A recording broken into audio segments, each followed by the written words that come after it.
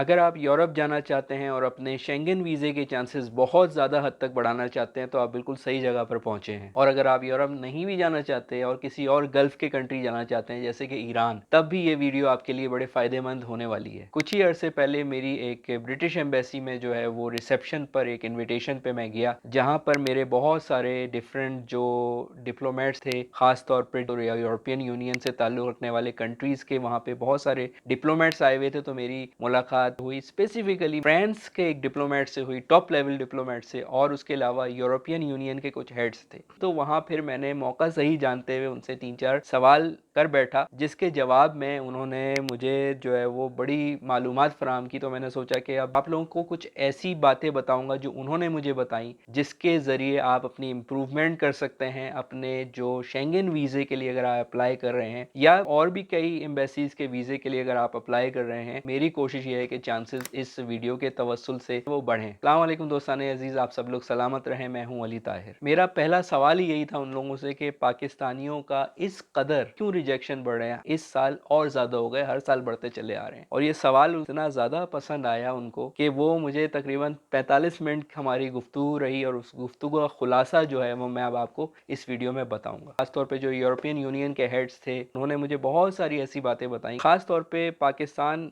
One of the worst मुल्कों में है जहां पे शेंगन वीज़ा रिजेक्ट हो रहे हैं, और कुछ ऐसी बातें उन लोगों ने मुझे बताई जो मैं आपको शेयर करूंगा। तो हो सकता है, बल्कि बहुत ज़्यादा यकीन है कि उससे आप लोगों को, जो जो ये वीडियो देख रहा है, जो जो यूरोपियन यूनियन के किसी भी कंट्री में खासतौर पर शेंगन वीज़े के लिए अप्लाई करना चाह रहा है, तो उसका कुछ फ़ायदा हो जाए। उन्होंने मुझे यही बताया कि पाकिस्तान एक ऐसा कंट्री है कि जिसके अंदर ये लोग हार्शेस्ट लेवल ऑफ रिजेक्शन करते हैं शेंगन वीज़ा में। अब जैसे जैसे साल बढ़ते चले आ रहे हैं, तो उन्होंने सबसे पहले मुझे एक स्टेट बताया कि इस वक्त यूरोपियन यूनियन के अंदर पाकिस्तान जो है सेकंड नंबर पे आ गया है कि जिसका सबसे ज्यादा रिजेक्शन हो रहा है, जो कि तकरीबन 52% उसका रिजेक्शन रेट हो रहा है। जब भी आप शेंगन वीजा में जाएंगे, ये 52% चांस होगा कि आपका वीजा रिजेक्ट हो जाएगा। सबसे अफसोस की बात यह है कि ये रिजेक्शन रेट ईरान और बांग्लादेश से भी वर्स है। यानी स्टेटिस्टिक्स अगर मैं देखूं तो पाकिस्तान 51.5 पे आ रहा है, सीरिया 46, बांग्लादेश 43% रिजेक्ट और ईरान 30%। तो पाकिस्तान जो है वो क्लियरली इस वक्त जो है रिजेक्शन रेट में शेंगन वीजा के बहुत ऊपर है। ये हर साल बढ़ते जा रहे हैं। मिसाल के तौर पे 2014 में ये 32.7% था, 2017 में ये बढ़कर 38.6% हो गया, 2023 में 51.5% जो लास्ट सर्वे हुआ था इन लोगों का, हो सकता है ये 60 टच कर रहा हो इस साल के 2025 में। मगर इसकी क्या खास वजूहात हैं, तो उन्होंने मुझे 3 मेन वजूहात जो मैंने समराइज की हैं वो मुझे बताई। और इन तीनों वजूहात में से जो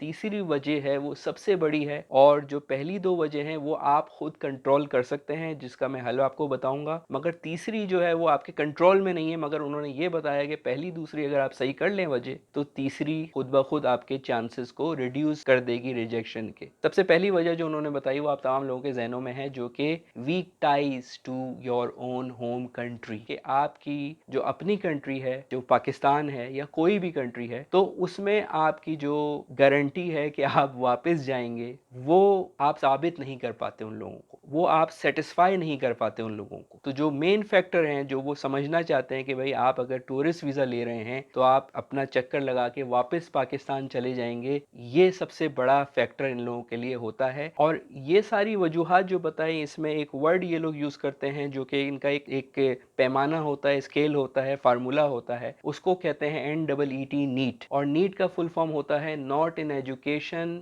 एम्प्लॉयमेंट एंड ट्रेनिंग। उसका एक फार्मूला होता है, उसका एक स्कोर होता है, और जितना हाई वो स्कोर होता है उतना आपका जो रिजेक्शन है वो कम हो जाता है। कॉन्सुलेट्स जब आपकी एप्लीकेशन रिव्यू करते हैं तो वो देखते हैं कि आपकी एम्प्लॉयमेंट कैसी है पाकिस्तान के अंदर जो आप जॉब कर रहे हैं, और फिर आपकी एज क्या है, और आपकी एजुकेशन कितनी है, और उस पर आपकी ट्रेनिंग कितनी है, कितना अरसा आपका एक्सपीरियंस कितना है। तो ये 3 से 4 फैक्टर्स वो लोग देखते हैं। मिसाल के तौर पर अगर आपकी बहुत अच्छी जगह कोई एम्प्लॉयमेंट लगी हुई है, मिसाल के तौर पे मिसाल ले लें नेस्ले कंपनी में काम कर रहे हैं, माइक्रोसॉफ्ट में काम कर रहे हैं, तो जाहिर है आपका स्कोर जो है वो इस हिसाब से सूटेबल होगा कि आपका वीज़ा अप्रूव हो जाए। तो ये एम्प्लॉयमेंट अगर अच्छी होगी, तगड़ी होगी और वो प्रूव कर सकेंगे, चेक कर सकेंगे, वेरीफाई कर सकेंगे, then they will be satisfied. उसके बाद आपकी एज देखी जाएगी, जितने यंग होंगे उतने आपके स्कोर जो है वो उसमें जो है फ़र्क पड़ेगा, जितने ज़्यादा ओल्ड होंगे उतना ज़्यादा आपका जो है वो अप्रूवल बेहतर होने की कोशिश होगी। उसी के साथ जो है वो आपकी क्वालिफिकेशन, आप जितने पढ़े लिखे होंगे चांसेस यही होंगे कि आपका वीज़ा है वो एक्सेप्ट हो जाएगा शेंगेन, और जितने कम पढ़े लिखे होंगे, जितनी कम क्वालिफिकेशन होगी, वो आपके लिए फिर नेगेटिव साबित होगी। और आपकी जो ट्रेनिंग है, आपका जो एक्सपीरियंस होगा डिफरेंट कंपनीज में, वर्क हिस्ट्री आपकी देखी जाएगी, तो वो भी बड़ा मैटर करता है कि आपकी जो भी एम्प्लॉयमेंट है वो अच्छी एम्प्लॉयमेंट हो, उसके अच्छे प्रूव्स हों। कोई पाकिस्तानी कंपनी भी हो, आप खाड़ी में, गुल अहमद में, किसी भी बड़ी कंपनी में, पाकिस्तानी लोकल कंपनी में आप काम कर रहे हो, तो वो कंपनी रजिस्टर्ड है तो वो इम्पैक्ट अच्छा देगी। और अगर कोई ऐसी एबीसी कंपनी में आप काम कर रहे हैं जिसका कोई नाम ही नहीं हो, तो उसमें आपको प्रॉब्लम हो सकती है। और उसका हल यही है कि आपकी जो भी एम्प्लॉयमेंट हो उसकी हिस्ट्री और कंपनी प्रोफाइल जरूर साथ दें, उसमें उसका रजिस्ट्रेशन नंबर, सारी चीजें ऑनेस्टी के साथ आप दें। मगर ये याद रखें कि अगर कंपनी अच्छी है, कंपनी रजिस्टर्ड है, कंपनी तगड़ी है, तो इससे बड़ा फर्क पड़ने वाला है आपके नीट के स्कोर में। पाकिस्तान का जो नीट स्कोर आता है ओवरऑल एवरेज, वो सबसे ज्यादा है, यानी सबसे ज्यादा इसीलिए रिजेक्शन हो रहे हैं। पाकिस्तान आता है 35%, इंडिया आता है 23% और बांग्लादेश आता है 15%। यानी जितना कम होगा स्कोर उतने चांसेस ज्यादा होंगे आपके अप्रूव होने में। बांग्लादेश 15%, आप खुद ही देख लें साउथ एशिया रीजन में। अब जो सेकंड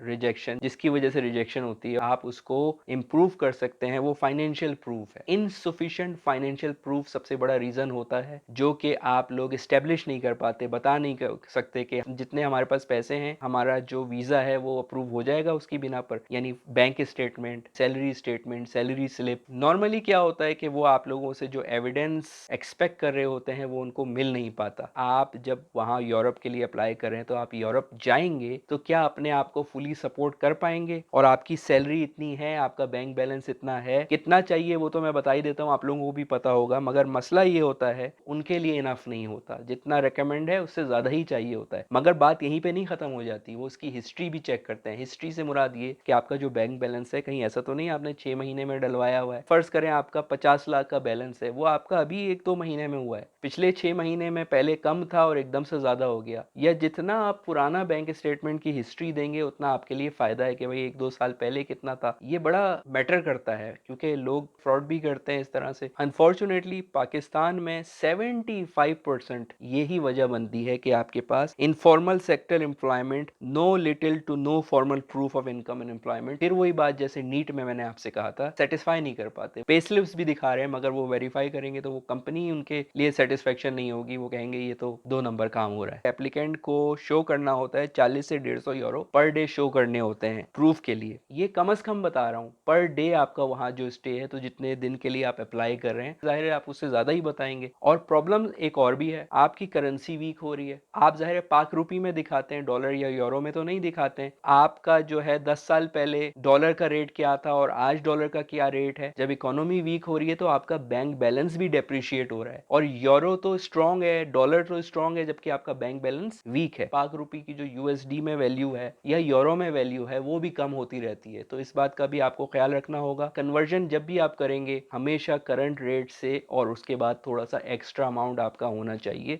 जो भी रिकमेंडेड शेंगन वीजा का अमाउंट होता है। तो ये 2 फैक्टर उन्होंने मुझे बताए सबसे ज्यादा ये लोग देखते हैं। बाकी जो फ्लाइट्स हैं, रिटर्न ट्रिप्स की, ये सब बहुत मामूली चीजें हैं, ये तो चाहिए ही चाहिए होती हैं, इसको वेरीफाई भी करते हैं। अब जो थर्ड चीज मैं आपको बता रहा हूँ, मेरी हर वीडियो उसी के ऊपर हो रही होती है, वो है risk of illegal migrant. Pakistan 5वें कंट्री में आता है पूरी दुनिया में इसके सबसे ज्यादा इलीगल इमिग्रेंट यूरोप में इलीगल तरीके से गए हैं। सबसे बड़ा ये पूरा एक एवरेज हो रहा है पाकिस्तानियों का। शक उनको ये होता है कि ये बंदा जाएगा और वहां पे स्लिप हो जाएगा। आप अगर जा रहे हैं तो क्या आप सिर्फ टूर करने जा रहे हैं? ठीक है, ऐसे बहुत सारे लोग होते हैं जो टूर करने जा रहे होते हैं, मगर आपके दिल में क्या है? आप पढ़ने भी जा रहे हैं तो क्या आप वाकई पढ़ के वापस आ जाएंगे? ये सवाल आप अपने आप से पूछें, और अगर आपको उसका जवाब है और आप उनसे छुपा रहे हैं तो उनके पास फिर ये फैक्टर्स होते हैं जिनसे उनको पता चल जाता है। क्योंकि बिटवीन 2020-2023 24,000 पाकिस्तानी, 24,000, ये डॉक्यूमेंटेड है, झूठ नहीं है, ये डॉक्यूमेंटेड है, 24,000 ऑन रिकॉर्ड इलीगल यूरोप के अंदर पाकिस्तानी इलीगल इमिग्रेंट पाकिस्तान से गए हैं। ये रिकॉर्ड इटसेल्फ ये आपको बात क्या बता रहा है, जो सारे फैक्टर्स हैं जिसमें इकोनॉमिक स्टेबिलिटी है, वीक डॉक्यूमेंटेशन है और माइग्रेशन रिस्क फैक्टर्स जितने भी हैं, ये सारी 3 चीज़ों में उसने मतलब आप सोचें 45 मिनट में मेरे से बात करके ये बात बताई है। मैं कितने लोगों को जानता हूँ पाकिस्तान में जो इंटरनेशनल कंपनीज में काम करते हैं या पाकिस्तान की बड़ी बड़ी कंपनीज में काम करते हैं, उनके वीज़े और शेंगन वीज़ा लग जाता है। उसकी वजह यही होती है कि वो स्लिप अच्छी दिखाते हैं और वो कंपनी का कवर लेटर और सारी रिकमेंडेशन देते हैं साथ में, और इसके साथ फाइनेंशियल प्रूफ उनका अच्छा होता है, पे स्लिप उनकी तगड़ी होती है। जो थर्ड चीज़ है उस पर आपका कंट्रोल नहीं है, मगर ये जो फर्स्ट 2 चीज़ें हैं इससे थर्ड चीज़ों पे बहुत अच्छा इम्पैक्ट पड़ सकता है अगर ये अच्छी हो। अब मैंने ये भी बताई थी शुरू में आपको ये बात कि किस तरह से ईरान में इसका फ़र्क पड़ सकता है कि देखें यही सारी चीज़ें गल्फ़ कंट्रीज़ भी अब देख रहे हैं, सबके सिस्टम एक से हो गए इंटरपोल से मिलकर, तो सारी इन्वेस्टिगेशन एक सेंट्रल उसमें आती है। ईरान के पास भी वो सिस्टम है, दुबई के पास भी वो सिस्टम है, यूएई के पास और दूसरे कंट्रीज़ में भी। तो जब आप इस पे मेहनत करेंगे और अगर आपका यहाँ पे नहीं चल रहा यूरोप में, तो आप ईरान आएँ, बेहतरीन जगह, एक बार आएँ, घूम के तो देखें। तो ये कुछ टिप्स थी जो मैं आपको बताना चाहता था और आज के लिए इतना ही। फिलवक्त के लिए इजाज़त दीजिए, खुदा हाफ़िज़।